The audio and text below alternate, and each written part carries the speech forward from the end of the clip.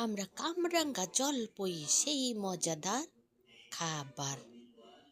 টক লাগে ভাবছেন খাবেন না? খেয়ে দেখেন কাঁচায় আমাদের কত মজা। কামরাঙ্গা আর জলপাই।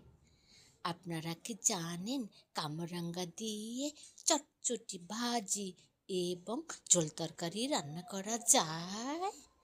আর জলপই তো আচারের জন্য সেই বিখ্যাত। জলপইয়ের আচার মজাদার খাবার, তাই কামরাঙ্গা এবং জলপাই বেশি বেশি করে খান।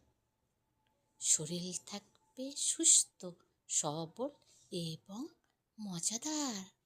কামরাঙ্গা জলপাই কত যে মজাদার। শরীরকে রাখবে সতেজ সুন্দর এবং শক্তিশালী।